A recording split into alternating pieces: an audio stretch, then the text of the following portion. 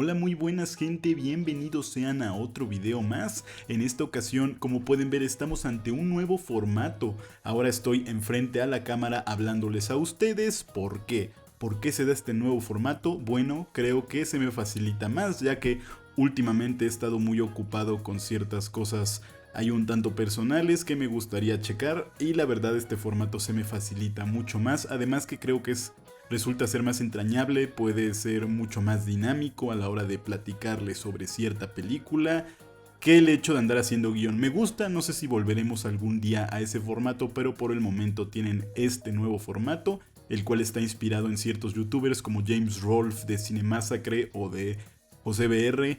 Pero al más puro estilo de Cinemassacre Monster Madness, en esta ocasión vamos a hablar durante este mes de películas de terror de las que hemos estado viendo en Twitch. Y la que va a estrenar este nuevo especial va a ser Drácula de Bram Stoker. Primero que nada quisiera dar un poco de contexto sobre el tiempo en el que esta película fue lanzada, que fue en el año 1992.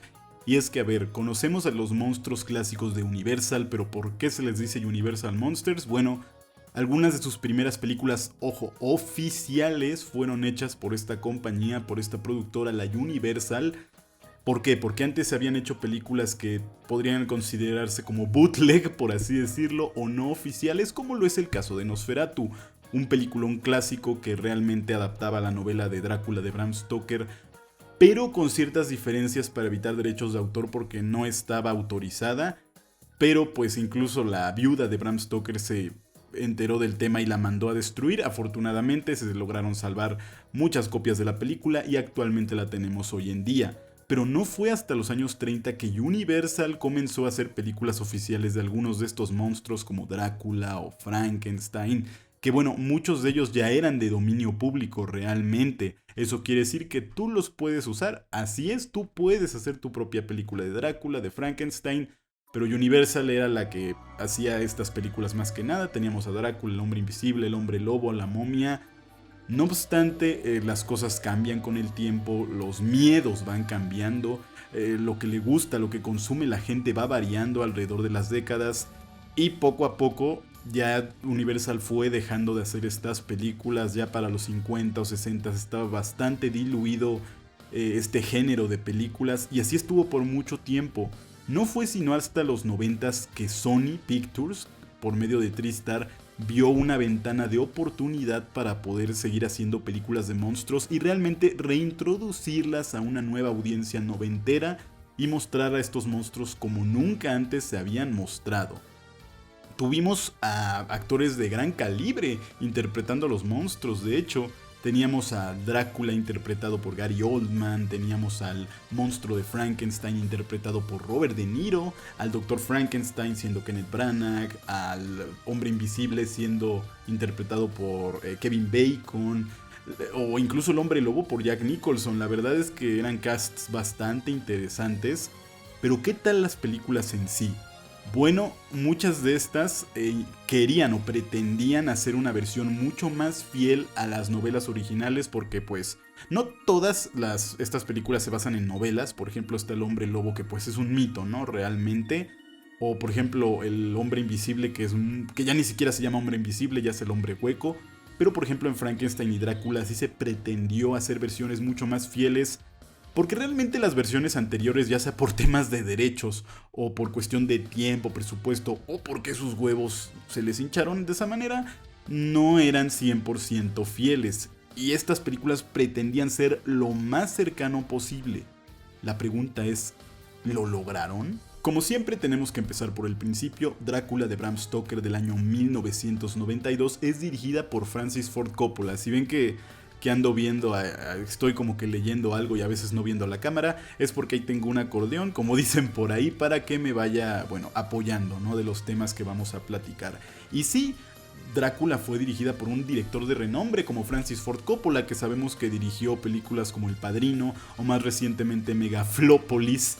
Y esta vez le tocó dirigir Drácula. Él no escribió la película, realmente alguien más había escrito la película anteriormente. Él solamente se unió y dio su visión sobre la película y su forma de dirigir, la cual sí se marca mucho en esta película. De la trama es bastante básica, es en esencia el argumento de la novela de que Drácula llega de Transilvania a Londres para continuar con sus fechorías y depredando a ciertas jóvenes. No obstante, aquí hay algo diferente y es que se termina enamorando de Mina Murray o Mina Harker, la prometida o la esposa del protagonista Jonathan Harker. Lo cual es un dato interesante porque esto no está en la novela, pero después vamos a centrarnos más en ese apartado. Pero desde la trama, desde la premisa, ya vemos que hay una diferencia sustancial. Primero me gustaría comenzar por el apartado visual, y es que la película en serio es otra cosa. Tanto en cinematografía como fotografía, los vestuarios, la dirección, las transiciones. Hay muchas cosas que comentar visualmente de esta película. Por ejemplo, hay escenas como la introducción que muchos dicen que se parece a una obra de teatro. No sé si ese haya sido el objetivo, pero sí es muy llamativa. Mientras ves esas transiciones entre los soldados luchando o la sombra de Drácula empalando a las personas. También tenemos ciertas escenas que recuerdan o yo creo que evocan por su apariencia, por su puesta en escena, a una pesadilla. Que incluso esto es algo que las protagonistas luego recalcan, ¿no? ¿Qué fue esto? ¿Fue una pesadilla? También tenemos escenas bastante icónicas como aquella del inicio en donde Jonathan está en la carroza dirigiéndose al castillo de Drácula y arriba en el cielo se forman los ojos de Drácula observándolo. Una escena que cuando la ves se te queda grabada en la cabeza y que está visualmente increíble. Pero es que lo visual no solo se queda en las tomas, en la dirección y en todo eso. También está en el apartado de vestuario, porque el vestuario corrió a cargo de Eiko Ishioka, una artista japonesa que en paz descanse, que tenía un arte muy característico, muy interesante. No sabría cómo describirlo, creo que cuando lo ves lo entiendes el por qué era tan interesante su arte. Y ese estilo plasmado en esta película en los 1800 en Londres lo hace única, destaca completamente, más que esté fuera de lugar destaca, porque estamos hablando de algo sobrenatural, algo que debe ser fuera de lo normal, y esto chocando con el contraste de las típicas épocas de la época, típicas ropas de la época, impacta bastante, sí te da la sensación de que estás viendo a seres completamente sobrenaturales. Tienes algunos personajes como Quincy Morris, el cual es un tejano, que tiene un aspecto más rimbombante, más diferente, lo cual sirve yo creo que para diferenciar de que él realmente es un extranjero. Pero por ejemplo, también tienes la armadura de Drácula, la cual no sé, me da la impresión de que esos picos que tiene en la cabeza hacen alusión a un diablo, o la contextura de toda la armadura pareciera ser como que un cuerpo desollado. Por lo menos a mí me dio esa impresión, alguien lo comentó en Twitch y la verdad sí es cierto, sí recuerda a eso. Siento que en algunos casos está un poquito exagerado, un poquito nomás, como por ejemplo el icónico vestuario del Drácula anciano y su peinado y todo eso. O sea, ves al Drácula y ese peinadote y dices, está bien ridículo. Como dicen por ahí en Hotel Transilvania, aparecen hasta un par de boobies ahí, ¿no? La verdad es que está bastante ridículo eso. Pero también está el maquillaje, que creo que se complementa muy bien con este punto. Tienes cosas como al Drácula anciano, todo demacrado, todo arrugado, que sí te da la impresión que es un ser que ha vivido muchos años. Pero también tienes a las diferentes transformaciones de Drácula que están muy bien hechas, como por ejemplo cuando es una especie de lobo humano, porque pues no es un hombre lobo, o cuando es un vampiro monstruoso, un murciélago ahí todo monstruoso. Se ve real, güey, se ve bastante real, la verdad es que sí destaca bastante por eso. Y digo, no por nada ganó el Oscar a Mejor Vestuario y Mejor Maquillaje, no sé si ganó el premio a otra cosa, pero por lo menos esos dos premios sí los tiene muy merecidos. Ahora vamos con lo importante, la trama. Hay algo muy interesante y es que en narrativa es extremadamente fiel a la novela, no tanto en la trama como sí que sí es bastante fiel, sino en la forma en la que está narrada, porque si ustedes no han leído la novela de Drácula, esta está narrada en base a cartas, en base a diarios, en base a escritos de diferentes personajes, e incluso hasta notas de periódicos. Es algo muy interesante y único que hace bastante destacable a la novela de Drácula, es uno de los aspectos que más la hace destacar. Y eso por muchos años fue simplemente evitado por los distintos directores que tomaban los proyectos de Drácula. ¿Por qué? Por muchas razones. Principalmente yo creo que porque decían, es que a ver, esto es una película, esto es un libro, son dos lenguajes de narrativa extremadamente distintos, simplemente no se puede o no es conveniente. No obstante, el escritor de esta película, James B. Hart, se lo tomó como reto, yo creo, y madres, tenemos narración de los personajes como en el libro.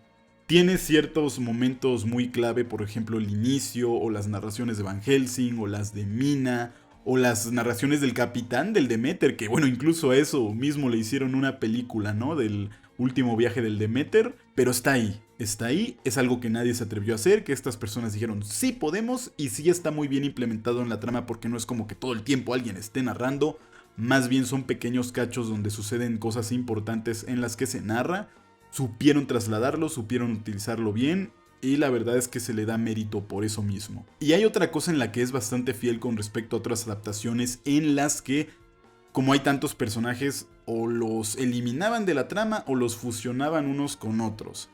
Aquí por fin tenemos a los personajes de la novela que habían sido omitidos o fusionados muchas veces en distintas adaptaciones. Tenemos a Lucy, tenemos a Arthur Holmwood, tenemos al Dr. Seward, tenemos a Quincy Morris. No puede ser Quincy Morris. A ver, hay un personaje que se llama Quincy Morris, que es este señor tejano, que es este señor acá que con una apariencia rimbombante, muy llamativa, el cual yo creo que ha sido un personaje extremadamente infravalorado en el mundo de los monstruos clásicos. ¿Por qué?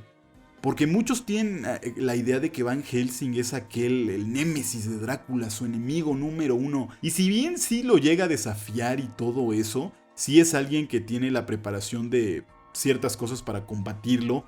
La verdad es que aquel que acaba con Drácula, que le da el golpe final, es Quincy Morris. Es algo que creo que no sé si se había adaptado antes, pero aquí pasa tal cual. Jonathan le corta el cuello y Quincy lo apuñala, dándole la estocada final al vampiro, ¿no? Es algo que me sorprende que nadie lo haya hecho. Es un personaje que, bueno, que incluso pierde la vida en ese momento, ¿no? Tratando de salvar a Mina y acabando con el vampiro, ¿no? Es algo que es un personaje muy infravalorado, perdón, que se le quita mucha importancia cuando su hazaña no es de hacerla menos. Creo yo que los únicos lugares donde le han dado su importancia que se merece es esta película, que tampoco es como que sea un personaje muy grande, que tenga mucha participación, y la saga de Castlevania, porque ahí también pasa esto. Quincy se enfrenta a Drácula, muere en el proceso. Y hay algo interesante porque en ese tiempo de la historia de Castlevania, los Belmont, que son los protagonistas, la familia protagonista de esos videojuegos, desaparecieron durante un tiempo y Quincy toma su lugar. Y a partir de ese suceso, de su muerte y todo eso, empiezan a haber varios juegos que giran en torno a su familia. Imagínate, hay varios juegos que giran en torno a la familia de Quincy Morris con tramas bien interesantes. Creo que solo Castlevania le ha dado importancia fuera de esta película. Y no sé, imagínate, güey. O sea, imagínate lo que podrían hacer. Creo que hasta quedaría mejor una película de Quincy Morris, que Van Helsing es mucho más taquillero, se entiende. Digo, es un personaje súper famoso y la presencia de, por ejemplo, Peter Cushing interpretándolo es bastante icónico. Aquí Anthony Hopkins lo hace bien. Pero imagínate, güey, en vez de rejuvenecer a Van Helsing, ¿qué tal si hacían una película de Quincy Morris, acá un cowboy cazando monstruos junto a Van Helsing, un señor más grande y experimentado? Suena loco, son mis alucines, pero pues ahí tienen una idea para una película loca. Hablando de los personajes, realmente no tienen mucho desarrollo. No lo considero algo malo porque realmente sí se esforzaron en captar muchísimos elementos de la novela, perdón.